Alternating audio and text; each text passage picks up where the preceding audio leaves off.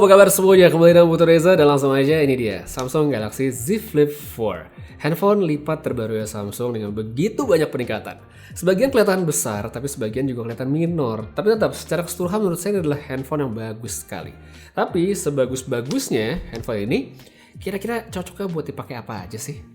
Sebelum lanjut ngomongin tentang Galaxy Z Flip 4, saya mau sedikit ngoceh tentang Samsung Galaxy Z Flip 3. Mau dengerin boleh, tapi kalau mau skip juga langsung bisa aja klik timestamp yang ada di bawah. Kalau dari pengalaman, dari versi yang tahun lalu, Z Flip 3 punya beberapa kekurangan yang cukup bikin sebagian orang agak ragu-ragu buat beli. Yang paling utama udah pasti baterainya yang kecil, chargingnya 15 watt, terus ditambah chipset yang kadang jadi panas. Kombinasi yang kalau buat mereka yang masuk ke kategori power user udah nggak cocok. Udah cepet panas kalau pakainya digeber terus baterainya juga nggak gede. Tapi sebenarnya agak aneh juga sih kalau ada orang yang udah tahu pemakaian handphonenya bakal intensif, terus milih dan ngomentarin Z Flip series karena handphone ini emang dibuat bukan untuk itu gitu. Dari bentuknya, pilihan warnanya, Z Flip emang udah kelihatan lebih diarahkan sebagai barang fashion untuk mereka yang pingin tampil beda dan mencoba pengalaman baru dengan handphone layar lipat. By the way, buat yang mungkin masih nganggap bahwa Z Flip series ini adalah handphone buat cewek, maka hal itu sebenarnya nggak tepat ya, karena terlepas mau laki atau perempuan, Z Flip punya fitur-fitur yang bisa dimaksimalin oleh siapa aja. Kembali lagi ke soal kritik-kritik yang tadi, sebenarnya kalau dipikir-pikir ada bagusnya juga sih, karena pada akhirnya menyadarkan Samsung bahwa tampil beda itu juga tetap perlu disupport dengan performance yang keren. Kalau ngeliat dari segi tampilan, terlepas dari tidak ada perubahan desain yang drastis, Z Flip series tetaplah handphone yang sangat menarik. Sebagian ada yang bilang unik, sebagian ada yang bilang lucu. Apalagi kalau kita lihat pilihan warna yang begitu beragam, plus ada versi bespoke yang bisa di custom. Itu menurut saya oke banget. Apalagi yang merah putih, itu menurut saya paling keren. Meskipun ya sekarang saya udah nggak pegang barangnya. Kemudian kalau buat mereka yang mungkin punya kekhawatiran soal mekanisme lipat yang mungkin diduga masih gampang rusak gitu ya. Harusnya sih udah bisa dikurang-kurangin nih karena testingnya udah banyak di YouTube ada videonya dan Samsung sendiri udah ngasih jaminan kalau ini paling tidak bisa sampai 200.000 kali buat dibuka tutup. Jadi harusnya ya nggak perlu ada kekhawatiran bakal rusak, toh ada garansinya juga gitu buat nge-cover. Apakah dari generasi pertama sampai sekarang nggak ada Z Flip yang rusak?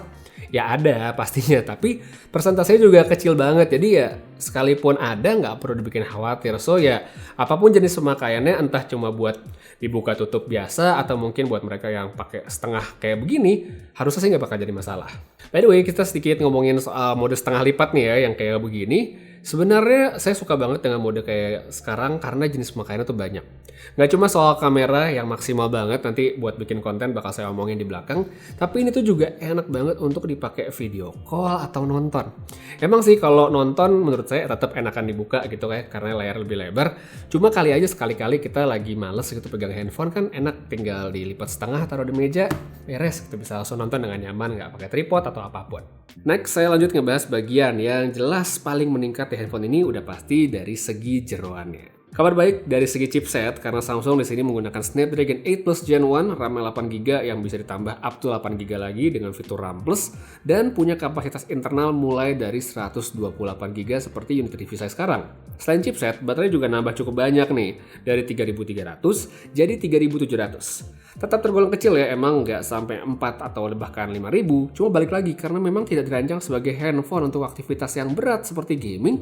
Kapasitas segini sebenarnya udah cukup banget. Kalau ditanya perbandingannya dengan Galaxy Z Flip 3, jujur saya udah lupa ya, udah cukup lama, saya juga udah nggak pegang barangnya. Tapi dari apa yang saya rasain, Galaxy Z Flip 4 ini udah ngasih experience pemakaian yang flagship banget dari segi kecepatan. Kalau dilihat dari angka itu, Galaxy Z Flip 4 jelas dia nggak sebanding dengan Galaxy Z Fold 4 ya, sekalipun chipset sama. Tapi kalau kita bandingkan dengan Z Fold 3 atau bahkan Galaxy S22 Ultra, hasilnya lebih oke. Angka-angka tadi berhasil dipraktekin nih pada pemakaian sehari-hari karena secara performa handphone ini tuh smooth banget. Berasa enteng mau dipakai buka aplikasi apa aja tanpa terkecuali. Multitaskingnya lancar, buka split screen juga mulus, main game kalau emang mau juga pasti bisa. Ngetes di Genshin Impact, FPS-nya oke, main Tower Fantasy juga bagus, dan ya emang sih Z Flip 4 bukan dikedepankan buat gaming, tapi ini simulasi untuk menunjukkan bahwa secara performa handphonenya udah kuat. Ketahanan baterai juga jelas meningkat di handphone yang baru, lebih awet untuk pemakaian. Bukan yang paling awet ya, tapi kalau mempertimbangkan kapasitas yang masih di bawah 4000 mAh, Z Flip 4 adalah sebuah kemajuan. Satu bagian lagi yang jadi sangat menarik kalau buat saya itu adalah kameranya.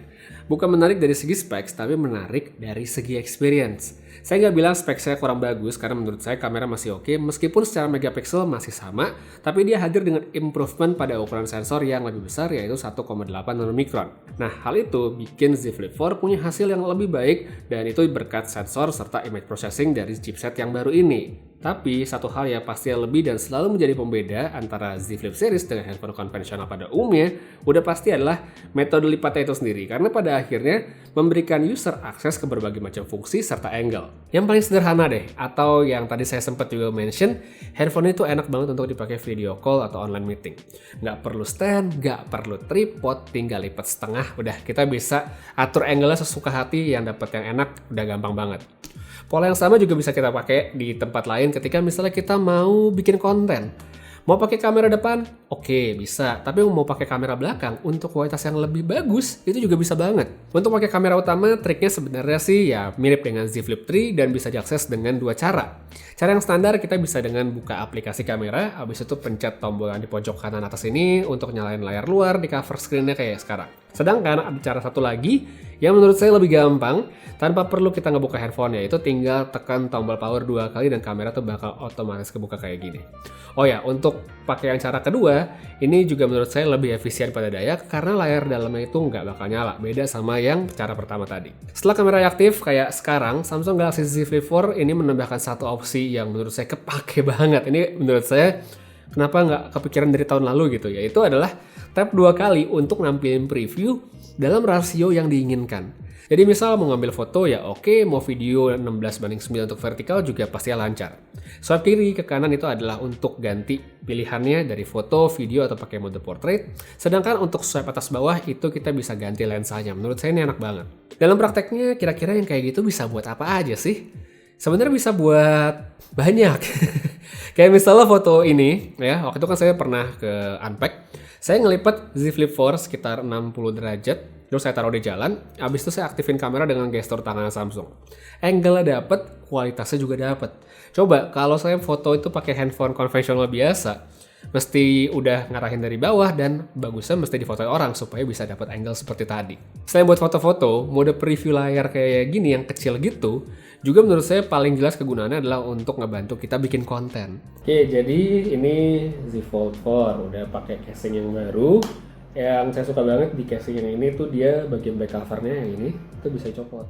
Nggak cuma soal video vertikal kayak Reels atau TikTok, tapi dalam sehari-hari saya juga sempat pakai ini buat bikin video misalnya unboxing paket, itu enak banget, tinggal ditaruh di depan, saya langsung bisa buka tanpa masalah. Habis itu yang satunya nggak ketinggalan adalah buat ngevlog.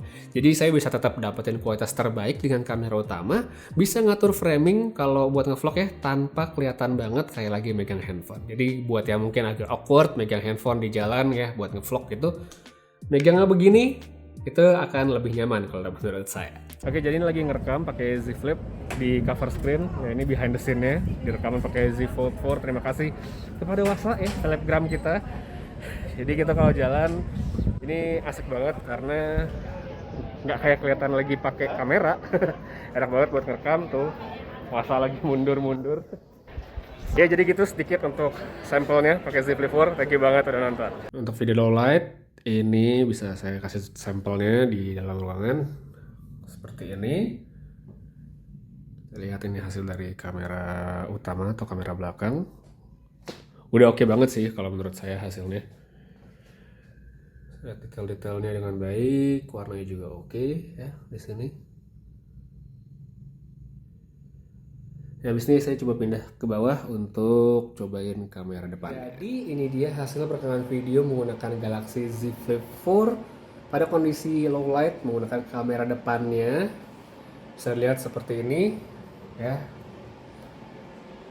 Ya, beginilah hasilnya, dan sebenarnya seperti yang tadi udah sempat saya omongin pas ngebahas soal foto, bahwa selama pakai Z Flip 4 ini saya lebih suka menggunakan kamera utama yang ada di belakang untuk melakukan perekaman video karena hasilnya memang lebih baik, seperti contoh berikut ini. Dan sekarang ini dia hasil perekaman video menggunakan kamera utama dari Samsung Galaxy Z Flip 4. Bisa langsung lihat di sini hasilnya ya kelihatan memang lebih baik ya dibandingkan kamera depannya. Jadi sekarang saya menggunakan kamera yang ada di belakang itu dengan bantuan dari cover screen sebagai tempat buat ngeliat preview. Jadi untuk framing tetap aman, tapi saya juga bisa menggunakan kamera dengan kualitas terbaik seperti sekarang. Gitu ya, kalau misalnya dibandingkan sama yang tadi jelas kelihatan dong bedanya bagusan mana. Tapi kalau menurut kalian gimana, oke atau enggak? Silahkan tulis pendapatnya pada kolom komentar di bawah. Nah, di luar soal fitur dan kenyamanannya tadi, sebagian juga pasti pengen tahu dong, se-oke apa sih kualitasnya? Kalau dibilang bagus dan mencukupi, ya jelas ini apa yang dikasih sama Z Flip 4 udah sangat memadai untuk fotografi sehari-hari. Saya nyobain foto-foto di kondisi cahaya yang terang, hasilnya cakep, warna, dynamic range, sampai detail tuh dapet, checklistnya bagus semua. Performa dari lensa ultrawide juga bisa diandelin, ada sedikit distorsi emang di pojok-pojok tapi nggak selalu kelihatan. Untuk kamera low light-nya juga Z Flip 4 ini cukup bikin saya kaget sih karena bener-bener di atas ekspektasi. Foto-foto di luar ruangannya bagus, di dalam juga oke selama dalam kondisi cahaya nggak terlalu gelap. Night mode ngebantu ya kalau diperluin, tapi saya sih seringan matiin aja karena tanpa perlu diaktifin pun hasilnya udah oke. Satu lagi untuk kamera depan, ini adalah satu-satunya yang menurut saya dalam kategori cukup aja. Hasilnya cukup standar dari segi detail, warna serta skin tone, kelihatan oke. Menurut saya kamera depan ini bisa diset untuk online meeting ya, soalnya kalau buat selfie itu bisa pakai kamera utama aja. Itulah kenapa selama pakai Z Flip 4, saya kalau pengen selfie selalu pakai kamera utama dengan manfaatin layar kecil buat preview demi dapetin hasil yang jauh lebih bagus. Overall, kalau ya menurut saya nih, Galaxy Z Flip 4 adalah langkah signifikan dari Samsung untuk membuat handphone lipat jadi semakin umum, semakin mainstream lah ibaratnya. Dari tarik dari segi desain udah pasti dari handphone ini, terus ditambah lagi dengan fitur-fitur yang tidak akan ditemukan pada handphone-handphone konvensional. Specs juga naik banget, tapi harganya kalau menurut saya tetap terjangkau. Terjangkau dalam konteks handphone premium yang gak ada kompetisi di Indonesia. Di sini bener-bener kayak bikin market sendiri karena di sini ya di Indonesia yang jual handphone lipat dengan harga segitu secara resmi ya cuma Samsung. Jadi handphone itu nggak ada lawannya. Worth it buat dibeli pasti selama dirasa cocok pola pemakaiannya ya. Jadi mungkin tahu kalau handphone ini bukan yang paling cocok buat digeber pakai intensif, dan yang terpenting cocok budgetnya. Kalau itu tersedia dan terpenuhi ya menurut saya handphone ini layak banget untuk dipertimbangkan. Jadi buat kalian yang pengen beli langsung aja cek link yang saya taruh pada kolom deskripsi di bawah. Untuk sekarang kayak segitu aja dulu review tentang Samsung Galaxy Z Flip 4 yang begitu menarik. Makasih banyak nonton sampai habis, Putri Reza pamit, dan jangan lupa subscribe supaya nggak ketinggalan untuk review dari Z Fold 4 yang akan hadir dalam waktu dekat. Ya, sampai ketemu lagi, dan seperti biasa, have a nice day.